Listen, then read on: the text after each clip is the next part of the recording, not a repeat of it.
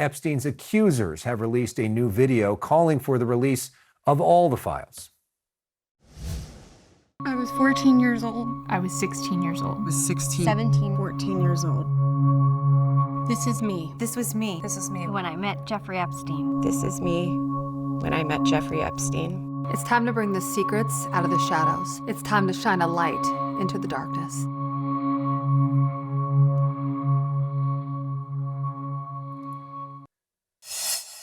Joining me now live is one of Epstein's accusers, Alicia Arden, and her attorney, Gloria Allred, who represents numerous Epstein survivors.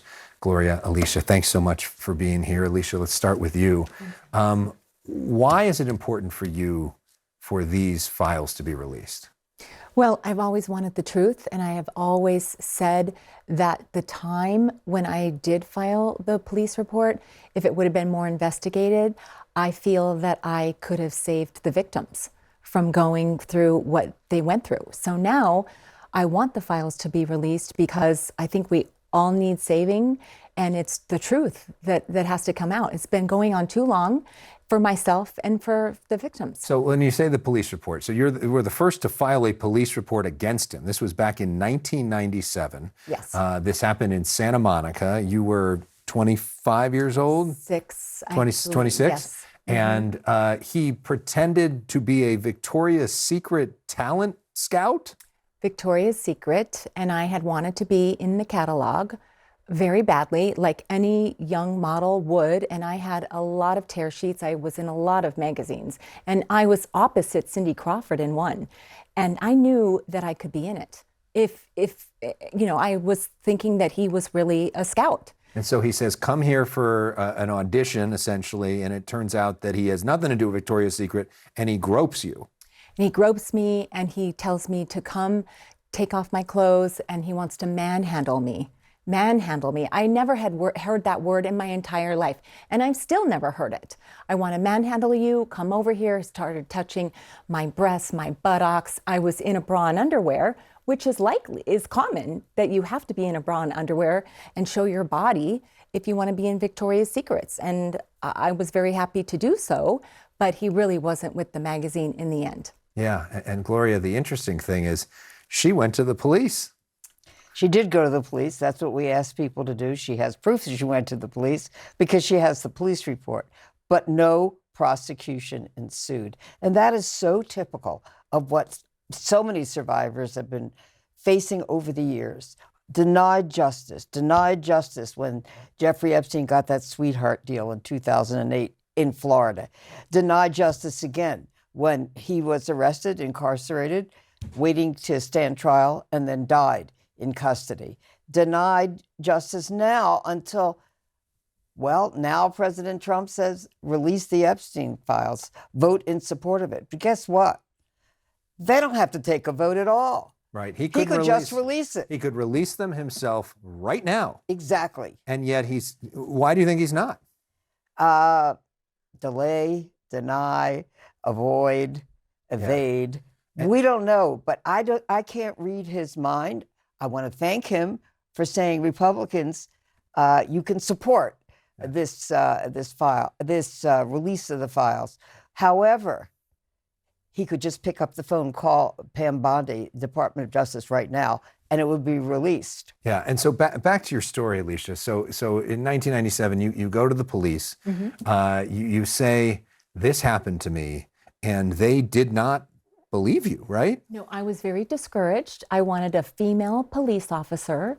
They said, why are you filing a police report? I said, I just ran out of the hotel room. I was being attacked. I was going to be raped. I had to get out. And he offered me $100 as I was leaving, and I did not want that. I said, I'm not a prostitute. I want to be in Victoria's Secrets, and in Victoria's Secret. So I had told them all that, and they just didn't believe me. They had me leave and told me to come back, and I did.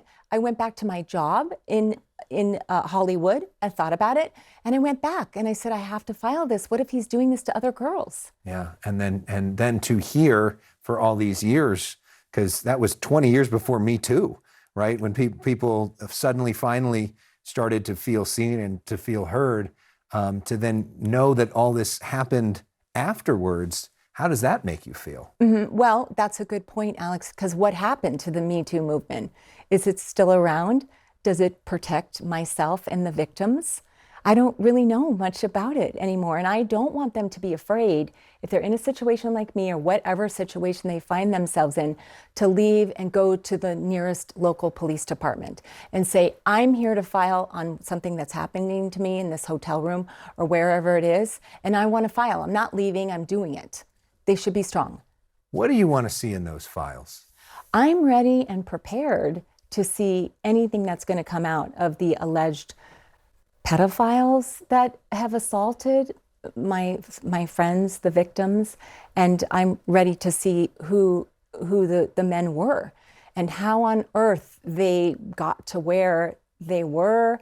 They were friends with Epstein. How did this go on for so long? So I'm ready and prepared to see them. I mean, because we're hearing, Gloria, just today about Larry Summers, who was the head of Harvard, who was a top advisor to Barack Obama, to Bill Clinton, and that he was apparently involved with this. He's now saying he's going to step back from his role at Harvard. But I mean, there could very well be some heavyweights on the Democratic side in this too. That's correct. And of course, the time with Jeffrey Epstein a while back, there was another Democrat at the time that was good friends with him, and his name was Donald Trump. Who was a Democratic donor Yeah, at the time and invited Bill and Hillary Clinton to his wedding. Yeah, and now is asking the Department of Justice to investigate former President Clinton.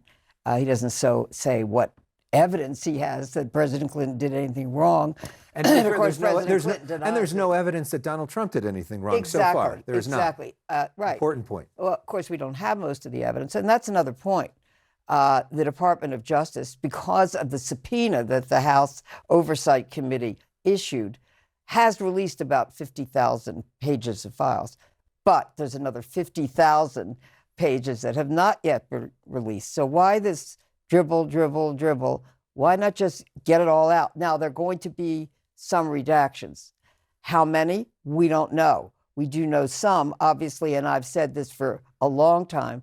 They are going to redact the child sexual abuse videos that were taken by Jeffrey Epstein and were found. And apparently the name of the victims. Yeah, and of course the names of the victims, or in a way that they are identified, even if their names are not known. Are they going to redact the names of men who have not been prosecuted, who may or may not ever be prosecuted? That's a question.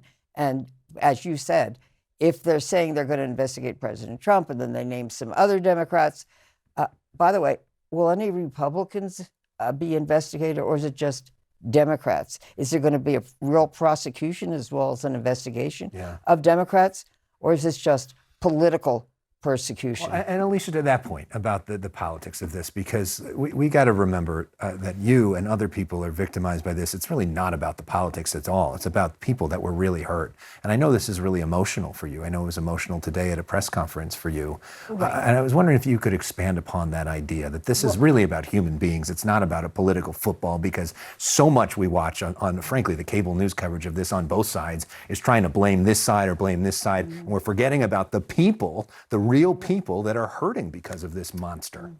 Right, and everyone should be investigated, whether it's a Democrat or Republican, like Reid, Summers, the Clintons, and all of Morgan Stanley. Everyone should be investigated. It doesn't matter what side you're on. Everyone should be investigated how they knew Jeffrey Epstein and why did they go, and if they went to travel with him, and how were they friends with him? And did any of them enable or assist or conspire with Jeffrey Epstein and or Ms. Maxwell to sexually abuse young girls, sex traffic them, and so forth? These are very important questions. And lastly, real concisely, Alicia, if this actually does come out after all this time, and if names are named, and if there is some sense of justice, what will that mean to you? Well, I think in my heart, I will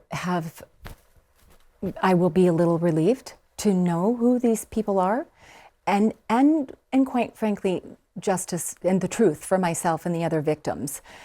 And a little bit sad as to why these people really could go down that road and like victimize myself and the other victims, and why would they do that to us, and I think I will be a little afraid. I'm prepared, but a little shocked to see those names. And I just say how proud I am of Alicia and all the other survivors who have continued to persevere and are not giving up because they know that the truth matters and they're determined to find it out.